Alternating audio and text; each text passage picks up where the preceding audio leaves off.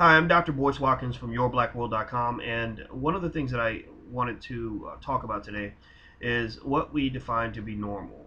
What's normal in black relationships? Obviously, things have changed through different generations. What our kids define to be normal is not what we define to be normal, which is not what our parents define to be normal. And so, to really try to understand this, I wanted to bring in Your Black World contributor and editor Nomalanga Mhauli-Moses, who also happens to be the reigning Mrs. Botswana. And she is also the editor of the website successfulblackwoman.com. How are you today, Noma? I'm doing great, boys. How are you?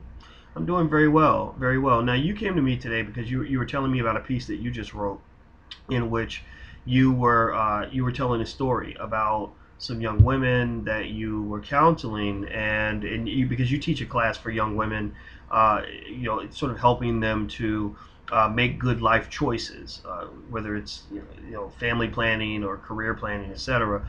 And you said that you were a little bit disturbed by some of what you saw. Can you tell me about that? Yeah, sure. This particular discussion that we were having was, and I do more facilitating than lecturing.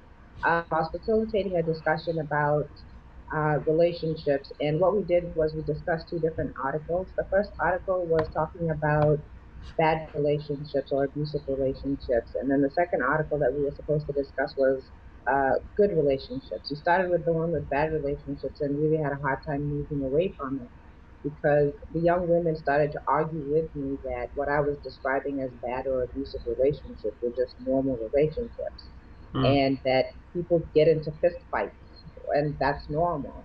And I began to realize that that felt normal to them because that's the environment that they grew up in, and that's all they had experienced all their lives was people around them fighting and arguing, and having unhealthy relationships. Hmm. Interesting. Well, it's a funny thing because it seems to me on one hand you don't want to judge, you don't want to tell people, okay, I know that you think that this is normal, but really it's not because you're not normal. You don't want to do that or wag your finger, but at the same time you kind of want people to live a healthier, more fulfilled existence. And one of the things that seems to exist within the black community is that you have this spillover from oppression and slavery that causes us to hurt one another. Like Terry Williams said in her book Black Pain, she said that hurt people, and I agree with that. That if you look at our community, you do see higher instances of child abuse, addiction, depression, all these other things, and just flat out mental illness that impacts how we treat one another and how we deal with each other in relationships. So if let's say that you're a person who is interested in trying to overcome those demons, overcome those setbacks, those psychological hurdles that you might have to jump. What do you think are some steps that a person can take in order to begin the healing process, to prepare themselves to enter into a healthy relationship? Well, I'll say it like how I said it in the discussion that we had. The first thing that I always talk about is outcomes, desired outcomes. Yeah, I encourage them to decide what they want for themselves because I can't decide that for them. And most of them actually do want something different than what they've seen and experienced. Their barrier is usually just not believing that it's possible for them because they've never seen anything different. Hmm. So one of the first things is acknowledging what you want and acknowledging that what you see or what you have or what you experience is not what you want and that a change is necessary. And then you seek out the resources for that change, whether it's mentorship, coaching, counseling, reading, anything to educate yourself and expose yourself. And that's another key thing is exposure to something that is different than what you've always known. And through exposure, because again, the reason why you think that way, which I would call slightly dysfunctional, is because that's all you've been exposed to. So you start to Hmm. expose yourself to something different. Hmm. See people who are in healthy relationships, read books about people who are in healthy relationships, and try to minimize the unhealthy exposures. Well, it's interesting. I watched today. I happened to watch a documentary on the life of Marvin Gaye, and it Hmm. was really fascinating. I mean, Marvin was such an amazing singer, and it was interesting to hear his ex-wife talk about their marriage, and she talked about how they would fight all the time and go back and forth all the time. And she said, "I realized that." She says, "Now I realized that." it's impossible for two unhealthy people to have a healthy relationship. For two people who, I think she used the word sick, people to have a healthy relationship, and I agree with that. I mean, I think that what's also really difficult too is that if you are trying to be a healthy person or a healthier person, it's difficult to be in a relationship with a person who is unhealthy or who is accustomed to dealing with an unhealthy situation. So, one of the things I always say to people is that if you step into a relationship prepared for war, then you're going to get war, but you're not going to find love, right? Every relationship has a certain type of playing field, a certain set of parameters on which you're dealing with the other party. For example, if I go in a former relationship with a corporation, I know the depth of our commitment. I know exactly how the relationship is supposed to work. I know that they might like me as long as I can make them money, and I like them as long as they can make me money, right? But if let's say if I same thing, if I have a relationship with a politician, I know that a politician wants my vote, and I know that I want policy, right? If I have a relationship with a woman, I know that she wants my love, I want her love, right? So, but the thing is, if you go into the relationship with a corporation the same way you love a woman, then you're going to end up screwing things up. Or if you relate to your mate, or if a woman relates to a man in the same way she would relate to an enemy or someone who's trying to harm her, then she's going to react to him in very different ways from the way she would with someone that she's trying to form a connection to.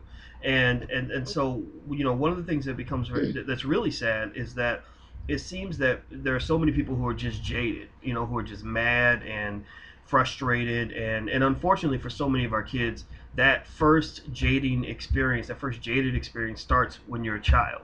When the child grows up and says, "Why isn't my daddy here? I'm mad because my daddy never loved me." So then at that point, that anger it reflects itself in so many relationships later on. So I always say to people, look, you got to find your healing. You go get a book, not a Steve Harvey book, and don't just go watch a Tyler Perry movie. Really go and get books from trained counselors to help you figure out the root of who you are. Because if you don't clear up that poison that lies inside of you, then you're going to attract the very thing that you are.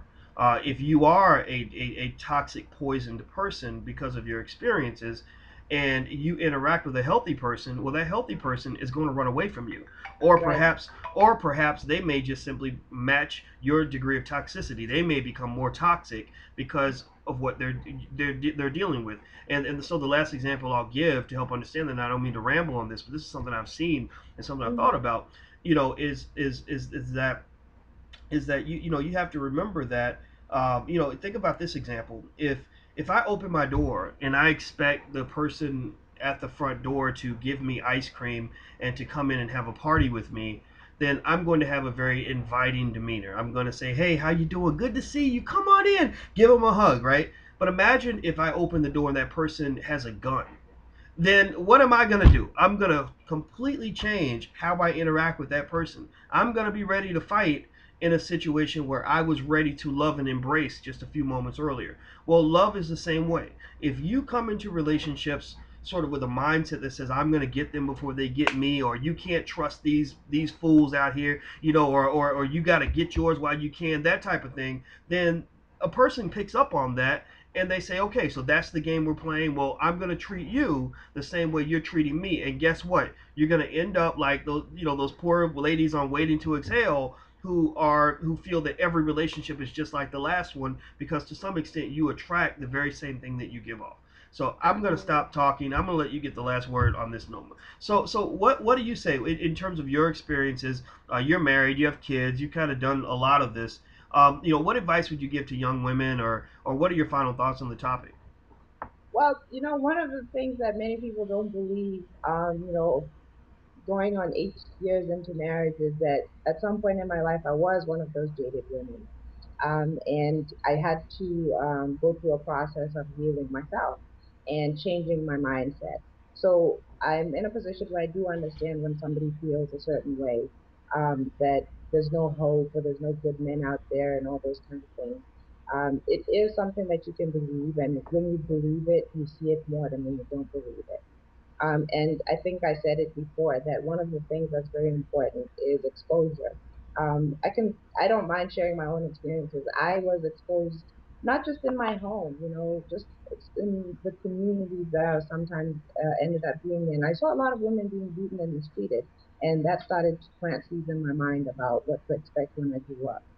And my mind did change, and I did have different experiences and see people with wholesome and solid marriages, including my parents, that sustained over a long period of time. So I actually did see that there were two different paths.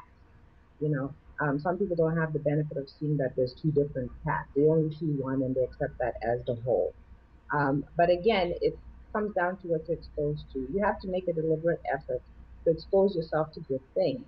Whether it's seeing good relationships, reading about them, counseling, every resource, because it's your life and you're the only person who can really take charge and start to develop yourself and control the environment that you are exposed to. Hmm. There's no way around it. Personal development is where it is. You do attract. I heard you say it a couple of times. You do attract what you are, and the starting point is you and working on yourself. And you will start to see the people that come into your life change because you're changing. And I always say to people who ramble on about how bad some people are and all the other things that, well, you may have to consider that some of that exists in you because if it didn't, then you wouldn't be drawing so much of it. So Hmm. continue to work on yourself. And I can guarantee that if you continue to work on yourself and start changing your mindset, you do start to see different people coming into your life. Doesn't mean that you're not going to meet a jerk here and there, but you'll be in a different position. You'll know to reject that kind of thing and move towards better things.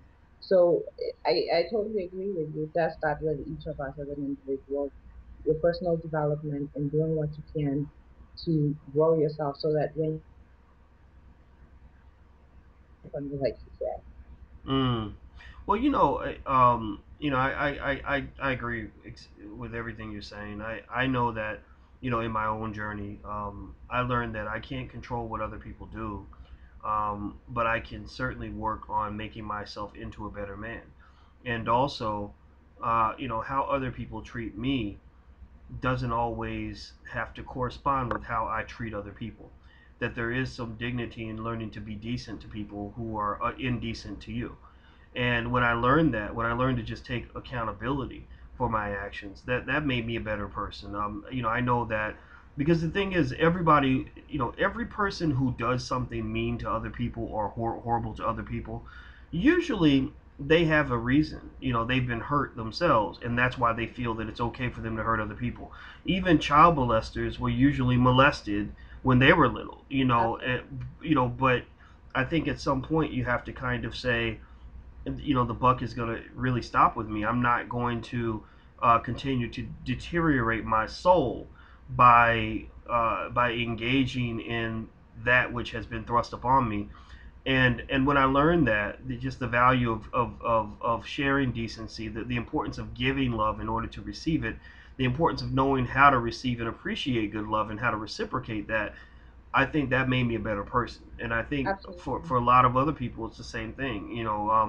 Spending all your life complaining about other people really isn't gonna make them behave any better. You just kick those people out of your life that aren't good for you, and you find people who are good for you. And when you find those people who are good for you, you treat them with respect. Don't be one of these silly people out here who treats, like some of these guys I see who treat a woman better if they have you heard that book, something like why women should be bitches, or why women are bitches, something about that. It was basically a woman saying that men like evil, nasty women, or they're nicer to them than nice women. That's Mm-hmm. stupid. That's dumb.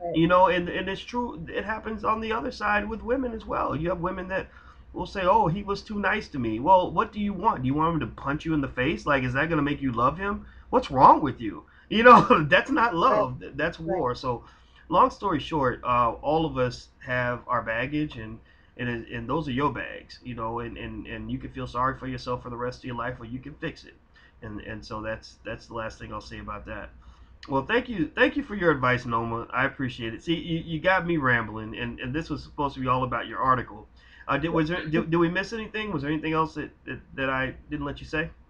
No, that was really the sum of it. That we have to establish a good normal, and once we do that, we can see where we've moved away from what's normal and start to work towards something that's more healthy and functional. All right. Healthy and functional. That's what we're looking for. Well, thank you very much, Nomalanga. You are a healthy and functional human being, and I'm sure your husband appreciates that. Thank you, And as are you. well, thank you, and thank you all. Thank you to the healthy and functional people at yourblackworld.com who've checked us out, and for those who are still working to get where they want to be. Keep working, never give up. There's always a better you inside if you dig for that person. Okay, well, everybody, by the way, I want to mention that this is Nomalanga Mhauli-Moses. She is an editor and contributor at yourblackworld.com. She is also the reigning Mrs. Botswana, and she runs the website successfulblackwoman.com. So until we meet again, please stay strong, be blessed, and be educated. We are gone.